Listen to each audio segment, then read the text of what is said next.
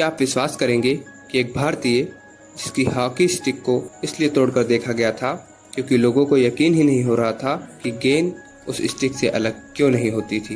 क्या सच में उसकी स्टिक में कोई जादू था या फिर उसके पीछे छिपी थी ऐसी मेहनत जिसे आज की पीढ़ी शायद समझ भी नहीं सकती।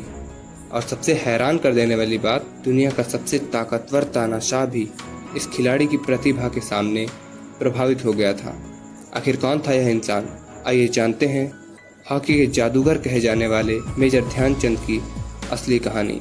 29 अगस्त 1905 एक साधारण परिवार में जन्मा एक बच्चा जिसे खुद भी नहीं पता था कि एक दिन पूरी दुनिया उसे सलाम करेगी। ना कोई आलीशान मैदान, ना महंगे जूते, ना आधुनिक सुविधाएं, लेकिन उसके पास एक चीज़ थी, हर दिन खुद को पहले से ज़्यादा बेहतर बनाने की जिद। जब वे सेना में भर्ती हुए तब दिन भर ड्यूटी करते थे।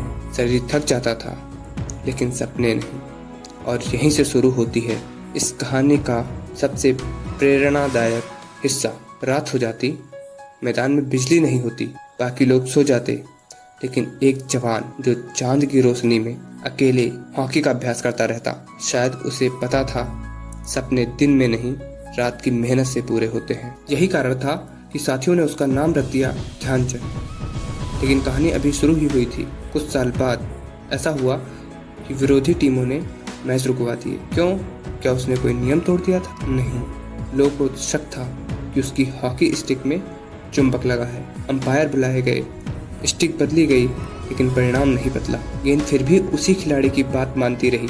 तब दुनिया को समझ आया, जादू स्टिक में नहीं था, जादू उस इंसान की हजारों घंटों की मेहनत में था। Berlin Olympic. अब साल था 1936। जर्मनी। पूरा स्टेडियम भरा हुआ था। एक तरफ मेजबान जर्मनी, दूसरी तरफ भारत।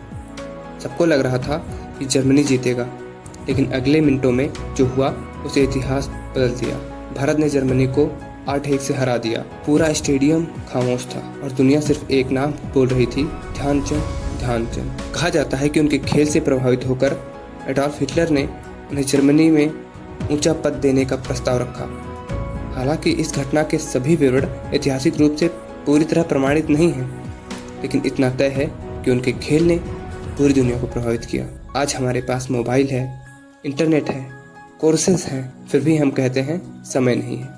लेकिन सोचिए, जिस इंसान ने चांद की रोशनी में अभ्यास किया, उसने पूरी दुनिया को रोशनी दिखा दी। याद रखिए, प्रतिभा जन्म से नहीं मिलती, लेकिन महानता रोज की मेहनत से मिलती है। अगर आप हर दिन अपने लक्ष्य के लिए थोड़ा भी आगे बढ़ते हैं तो एक दिन दुनिया आपको भी उसी तरह पहचान सकती है जैसे आज मेजर ध्यानचंद को पहचानती है। सवाल यह नहीं है कि आपके पास क्या नहीं है, सवाल यह है कि जो आपके पास है उसका उपयोग आप कितनी ईमानदारी से करते हैं। क्योंकि इतिहास कभी बहाने बनाने वालों का नहीं, बल्कि बहानों के बावजूद आगे बढ़ने वालों का लिखा जाता है। अगर आपको मेजर ध्यानचंद की यह प्रेरणादायक कहानी पसंद आई हो तो वीडियो को लाइक जरूर कीजिए। ऐसी ही और भी शानदार प्रेरणादायक कहानियों और अपनी सोच बदलने के लिए हमारे चैनल ग्रोथ जोन बाय दीपक को सब्सक्राइब करना बिल्कुल न भूलें। अगर आपको लगता है कि यह कहानी हर उस इंसान तक पहुंचना चाहिए जो मेहनत और सफलता में विश्वास रखता है,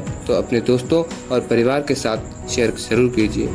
धन्यवाद। मिलते हैं अगली वीडियो में।